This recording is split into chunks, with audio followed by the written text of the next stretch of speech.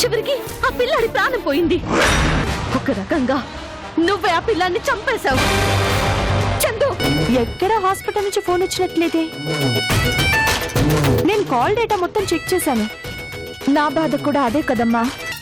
నువ్వు చేస్తున్నది యుద్ధం. యుద్ధరంగంలోకి దిగాక మానవత్వం అనే మాటకి స్థానం లేదు. అత్తయ్య చిన్నత్తయ్య గొడవ పడ్డారు కదా. నా డ్యూటీని నేనెప్పుడు నిర్లక్ష్యం చేయలేదు, చెయ్యను కూడా. నువ్వే నాకు కాల్ చేయలేదు. Stop it.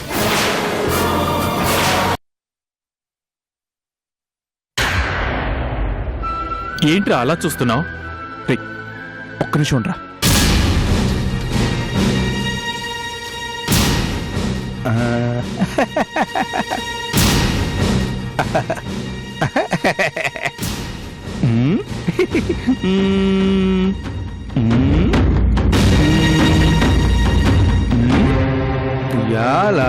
జంపా, మీరు సత్యమూర్తి గారు కదా?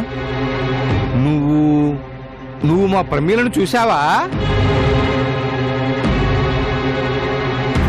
ఎక్కడా మా అమ్మాయి? ఎక్కడా? నువ్వు దాచిపెట్టావు కదూ. నీకెవరో తెలుసా? పోలీస్ ఆఫీసర్ని. ఉండు, నీకు జ్వరం వచ్చిందేమో చూస్తాను.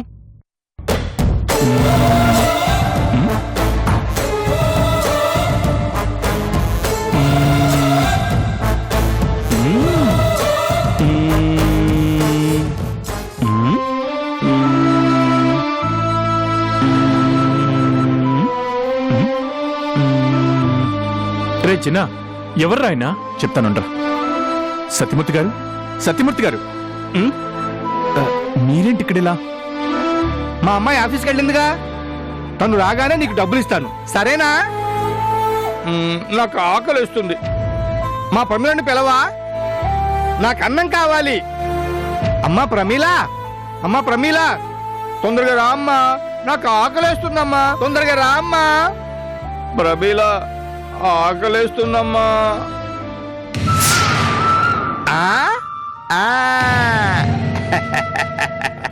సార్, నాకు పడుతుంది. వద్దండి, అది పారేయండి. నాకు ఆకలేస్తుంది. ఉండు, మా అమ్మాయితో చెప్తాను, వచ్చి నిన్ను బాగా కొడుతుంది. సరే, నాతో రండి, వెళ్దాం. ఎక్కడికి? మా ఇంటికి వెళ్దాం. రే చిన్న, మళ్ళీ ఏంట్రా ఇది? ఇప్పటికి జరిగింది చాలదా? ఆ పిచ్చోడిని ఎక్కడికి తీసుకెళ్తావు? వదిలే. లేదురా, ఇది నాకు బాగా తెలుసురా.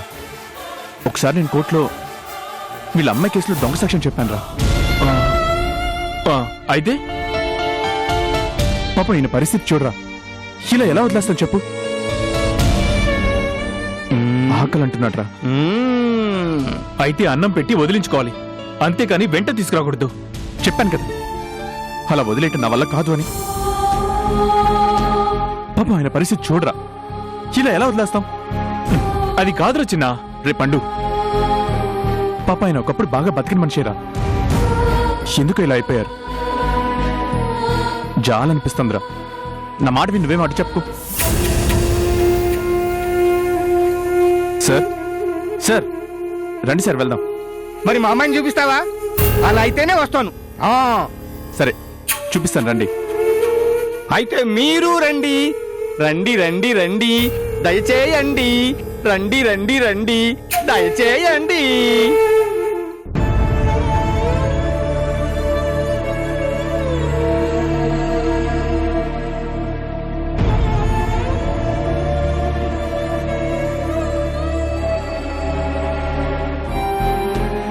రండి. మా ప్రమీల ఏది?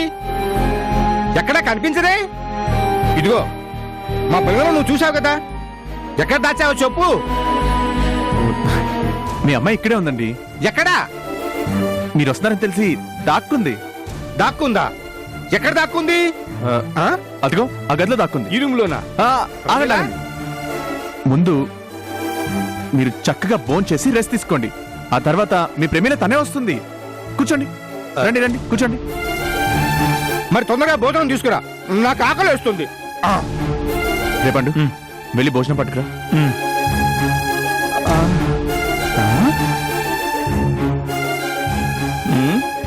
ఆకలి వేస్తుంది నాకు.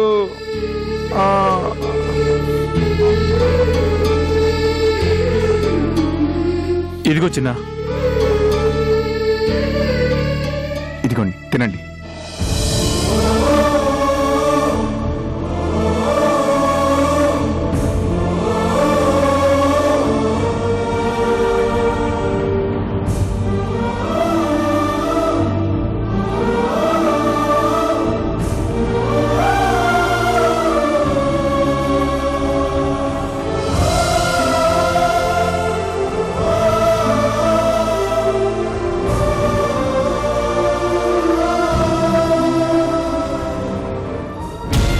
రే చిన్న, మనం ఈయన్ని కంట్రోల్ చేయగలమా?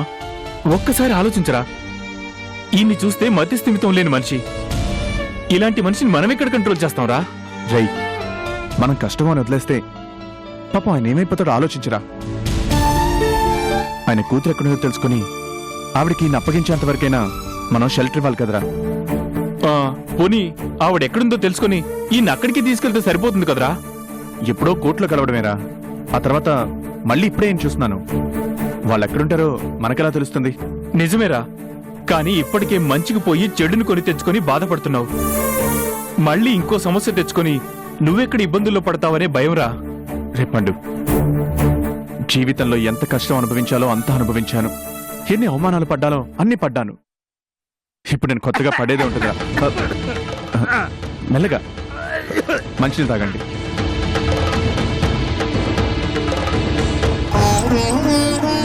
కనీసం ఇలాంటి మనిషికి సహాయపడితే కొంచెమైనా మనకు సంతృప్తి మిగులుతుందిరా. మహా అయితే ఏం చేస్తానురా, మనతో పాటు ఆయనకు కూడా కొంచెం అన్నం పెడతాం, అంతేగా. కానీ ఈయనకి కాపులా కాయడం అంటే కష్టం కదరా.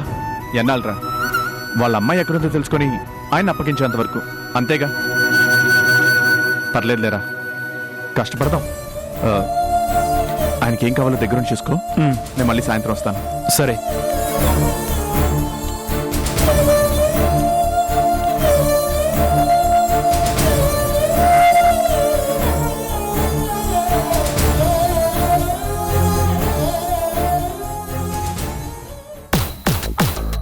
అవునమ్మా, ఆ కావేరి పెట్టిన ఫిట్టింగ్ కి ఆ ఇంట్లో చందు అమృతల మధ్య ఉన్న సైలెంట్ వారు కాస్త పెరిగి పెరిగి ఒకరికొకరు మాటలు అనుకునేంత హై లెవెల్ కి వెళ్ళిపోయిందంట. అమృత హాస్పిటల్ కూడా వెళ్ళట్లేదంట. ఆ విషయం మీకు తెలుసా అమ్మా? నాకైతే చాలా సంతోషంగా ఉంది మావయ్య. ఇది నా కల. నేను చాలా కాలం ప్రయత్నం చేశాను. అమృతకి చందుకి మధ్య భయంకరమైన యుద్ధం వచ్చేలా చెయ్యాలని చూశాను. కుదరలేదు. ఇక అది ఇంపాసిబుల్ అనుకున్నాను. కానీ కావేరి చాలా బాగా ఫిట్టింగ్ పెట్టేసింది. అదేనమ్మా ఈ తరం గొప్పతనం. ఈ కాలం పిల్లలు చూసినామంటే కాల్చొచ్చే రకాలు. ఏదైతేనే మొత్తానికి నీ తర్వాత నీకు వారసురాలు దొరికిందనుకో. భార్గవి గారు,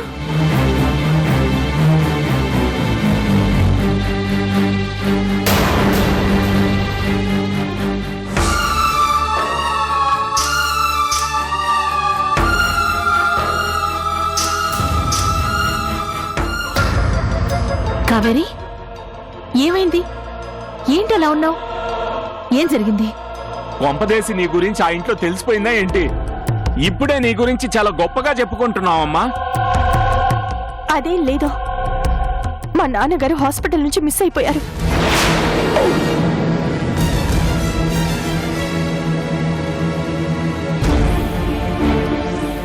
మిస్ అయిపోయారా? అదేంటి? ఆయనకి మతి స్థిమితం లేదని చెప్పారు కదా, అలా ఎలా జరిగింది? ఎప్పుడు అక్కనే కలవరించేవారు. అక్కని చూడ్డానికి వెళ్ళిపోతాను అని అన్నారంట. రోజు అలాగే అంటారు కదా అని వాళ్ళు ఈజీగా తీసుకున్నారు. కానీ ఆయన నిజంగానే వెళ్ళిపోయారంట. నీ అక్కయ్య లేదు కదమ్మా, ఎక్కడికని వెళ్తారు? అదే కదా నా భయం కూడాను. ఆయనకి మతి స్థిమితం లేదు. బయట ప్రపంచం గురించి తెలీదు. ఎక్కడున్నారో ఏమైపోయారో తెలీదు. మా నాన్న కనిపించకపోతే నేను బ్రతకలేను. నేను వెళ్ళిపోతాను. ఎక్కడికి వెళ్ళిపోతావు? మా నాన్నని వెతుక్కోవాలండి. నేను బ్రతుకుతుండే ఆయన కోసం. ఆయన లేకపోతే నేనెలా ఉండాలి? అందుకని ఆ ఇంటిని వదిలిపెట్టి వెళ్ళిపోతావా? భలే దానివే. ఇప్పుడిప్పుడే వాళ్ళ మధ్య గొడవలు పెట్టావు. మళ్ళీ అంతలోనే నువ్వు వెళ్ళిపోతే ఎలాగా? నాకు మా నాన్న కంటే ఏది ముఖ్యం కాదండి. నా గురించి ఎవ్వరికి చెప్పుకోలేను. మా నాన్నని వెతికి పట్టుకోవాల్సిన బాధ్యత నాకుంది. నేను వెళ్తాను. ఆగు కావేరి. నీకు కష్టం వస్తే నేను చూస్తూ ఊరుకుంటానా చెప్పు? నువ్వు నా కోసం ఇంత చేస్తుంటే నేను నీకోసం ఆ మాత్రం సాయం చేయలేనా? మీ నాన్నని నేను వెతికిస్తాను.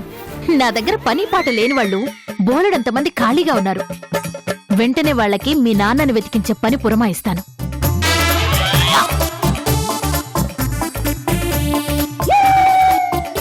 మావయ్య, వెంటనే ఆ పని ఏంటో చూడు. నాకే పురమాయించావా అమ్మా?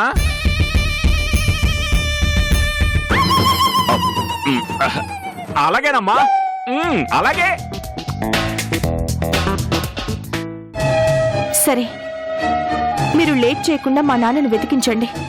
నేను ఆ ఇంట్లో ఉండాలి అంటే మా నాన్నగారు క్షేమంగా ఉండాలి. సరే, నువ్వేం దిగులు పడకు. నాకు చెప్పావు కదా, ఇంకా మీ నాన్న నీకు దొరికిపోయినట్లే అనుకో. ఆయన ఎక్కడున్నా సరే పట్టుకొనొచ్చి నీ కళ్ళ ముందు నిలబెట్టే బాధ్యత నాది. నువ్వు ధైర్యంగా వెళ్ళు కావేరి. మీ మీద నమ్మకంతోనే వెళ్తున్నాను, గుర్తుపెట్టుకోండి.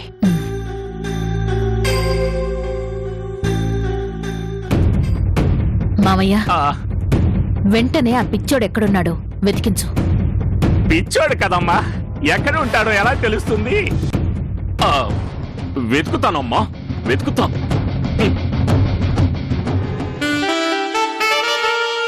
ఆ పిచ్చోడు ఎక్కడ ఉంటాడో.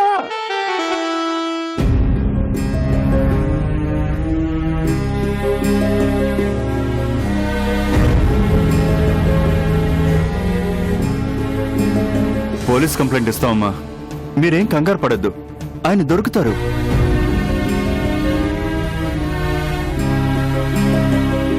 మీ నాన్నగారు రెగ్యులర్ గా తిరిగే ప్లేసెస్ గురించి చెప్తే అక్కడికి మనుషుల్ని పంపించి వెతికిస్తాం. అక్కకి జరిగిన అన్యాయానికి బదులు తీర్చుకుందామని ఇక్కడికొచ్చాను. కానీ నా టార్గెట్ పూర్తి కాకుండానే మీరు మిస్ అయిపోయారు నాన్న. ఇప్పుడు మిమ్మల్ని ఎక్కడున్నారని వెతకాలి, ఎలా వెతకాలి?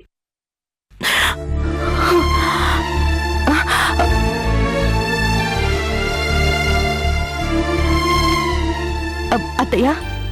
ఏంటమ్మా, ఎందుకు బాధపడుతున్నావు? అబ్బే అదేం లేదత్తయ్య. ఎందుకు లేదమ్మా? నువ్వు చెప్పకపోయినా నాకు తెలీదనుకున్నావా? తెలుసమ్మా, నాకంతా తెలుసు.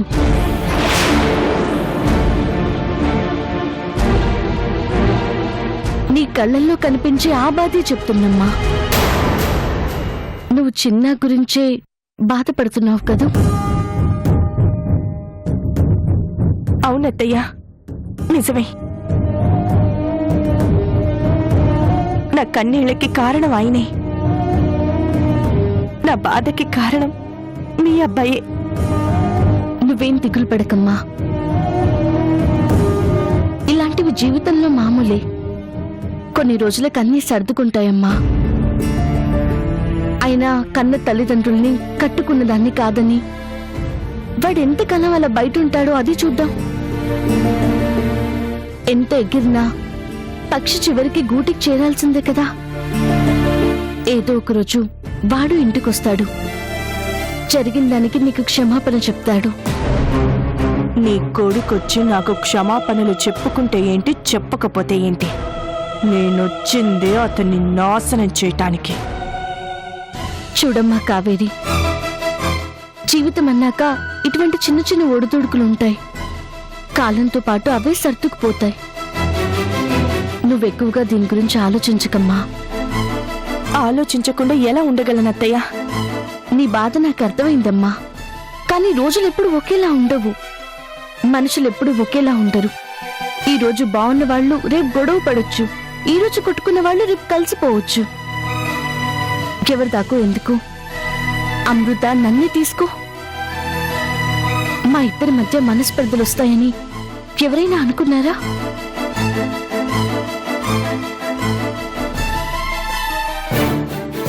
కానీ వచ్చాయి. తన పొరపాటు ఏమరపాటు ఒక పసివాడి చావుకి కారణమైంది. నాకు కోపం వచ్చింది. మాట అనుకున్నాం. అలాగని ఇలాగే ఉండిపోతామా? కాలం గడిచే కొద్దీ వీటి నుంచి బయటపడతాం, అన్నీ మర్చిపోతాం. చిన్నాకి నీకు మధ్య జరిగిన గొడవలు కూడా అంతేనమ్మా. ఈ రోజుంటే రేపు సమస్య పోతాయి. దిగులు పడుకో. నేనుండగా నీకు అమృతకి మధ్య ఉన్న గొడవలు తీరిపోనిస్తానా? రావణ కాష్టంలో రగులిస్తూనే ఉంటాను. మిమ్మల్ని విడదీసి చిన్న కన్నీళ్లు పెట్టుకొని ఏడ్చేలా చెయ్యను.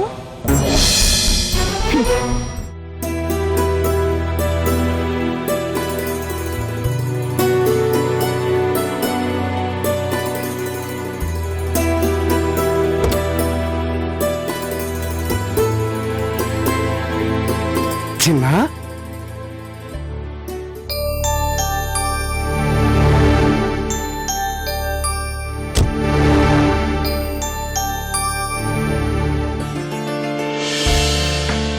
చిన్న చాలా మారిపోయి చిన్న. కారు గీరు మెయింటైన్ చేస్తున్నావు. మంచి దర్జాగా తయారయ్యావు. తంతే వెళ్ళి బూర్లు బుట్లు పడ్డట్టు పడ్డావు. ఎలా ఉన్నారండి? నా గురించి ఎందుకులే చిన్న. నువ్వు దొంగ సాక్ష్యాలు చెప్పి మన బతికినంత కాలం మన పని 3 పువ్వులు 6 కాయలా ఉండేది. నువ్వు వెళ్ళిపోయావు. నేను కేసుల కోసం కళ్ళు కాయలు కాసేలా ఎదురు చూసంటున్నాము. ఇప్పుడు బాగా పెద్దోడు అయిపోయినట్టు కదా చిన్న. ఏవో మీ కంపెనీ తరఫున 4 కేసులు ఇప్పించకూడదు. చూస్తాలేండి. నువ్వు చూస్తానంటే కుదరదు చిన్న. నువ్వు లేకపోయేసరికి నా పరిస్థితి రెక్కలు తగిన పక్షులు అయిపోయింది. నీ అంత తెలివిగా జడ్జి గారిని బాల్తో కొట్టించేలా సాక్ష్యం చెప్పేవాడు దొరకట్లేదు. నువ్వు సాక్ష్యం చెప్పావంటే కేసు మన తరపున వచ్చేసినట్టే. ఎన్ని కేసులు గెలిపించావు చిన్న. లైఫ్ పడవలసిన వాళ్ళకు కూడా నువ్వు కొత్త లైఫ్నిచ్చావు. అవును లాయర్ గారు, ప్రేమీలా అనే ఒక అమ్మాయికి వ్యతిరేకంగా సాక్ష్యం చెప్పాను. నీకు గుర్తుందా? ఎందుకు గుర్తులేదు? సత్యమూర్తి గారని ఆయన కూతురు. ఆ పిల్లను ఒక ప్రభుత్వం మోసం చేస్తే నువ్వే కదా దొంగ సాక్ష్యం చెప్పి కాపాడావు. ఆ కేసులో నీకు నాకు కూడా చాలా డబ్బు ముట్టింది కదా చిన్న.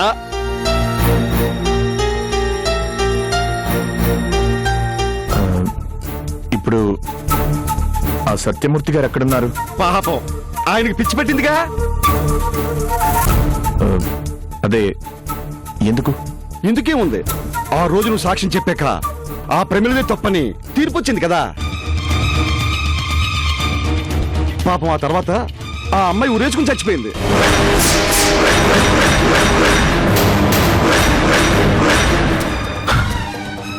కూతురు చనిపోయాక సత్యమూర్తి గారికి మధ్య చెల్లించింది. పిచ్చాసుపత్రిలో చేర్పించాం. ఆ తర్వాత ఏం జరిగిందో ఆయన ఏమయ్యారో కూడా నాకేం తెలియదు చిన్న. అయినా ఎప్పుడో జరిగిపోయిన దాని గురించి ఇప్పుడు వివరాలు అడుగుతున్నామేంటి చిన్న? గాయాలు మానిపోయినా వాటి తాలూకు గుర్తులు మాసిపోవుగా. ఇలాంటివి ఎన్నో జరుగుతుంటాయి చిన్న. ఇవన్నీ ఆలోచించి మనసు పాడు చేసుకుంటే ఎలా? ఇప్పుడు నువ్వు మామూలుడు కాదు, కోటీశ్వరుడివి. ఇప్పుడు నీ దృష్టి మొత్తం కోట్ల మీద ఉండాలి గాని ఇలాంటి చిన్న చిన్న విషయాల గురించి పట్టించుకోకూడదు.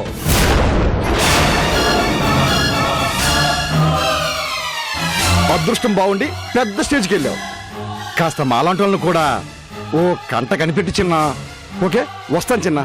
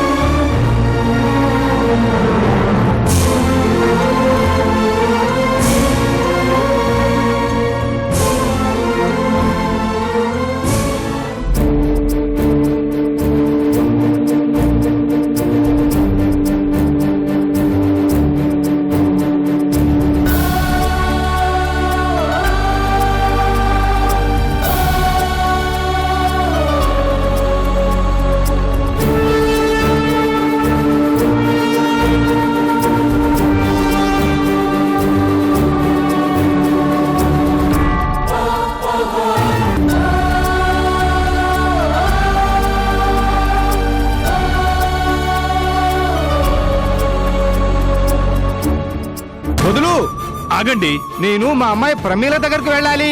వస్తుందిలేండి. నేను వెళ్ళి తీసుకొస్తాను. అబ్బా మీరు రండి, కూర్చోండి. బా కూర్చోండి ఒకసారి. అదిగో మా చిన్న వచ్చాడు, మీ ప్రమిళ గురించి చెప్తాడు. కూర్చోండి.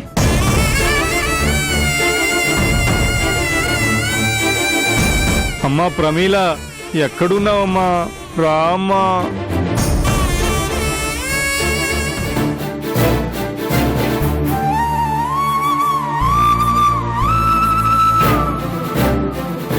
ఇవి ఆయన కోసం తీసుకొచ్చిన బట్టలు, లోపల పెట్టు.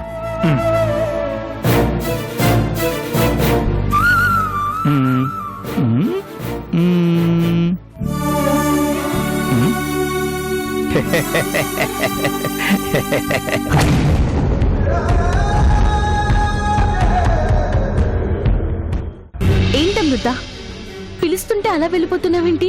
టిఫిన్ చేయవా? టిఫిన్ చేద్దాం పదా. హంతకులతో కూడా కలిసి టిఫిన్ చేస్తారా? నాలాంటి వాళ్లతో కలిసి మాట్లాడడం, కలిసి టిఫిన్ చేయడం లాంటివి మీరు చేస్తారా? తప్పు కదా. ఇన్నేళ్ల నా ఎక్స్పీరియన్స్ ని, నా సిన్సియారిటీని ఒక్క మాటతో సమాధి చేశావు. నేనెప్పటికీ మర్చిపోలేనంత నింద వేశావు. అది చాలు.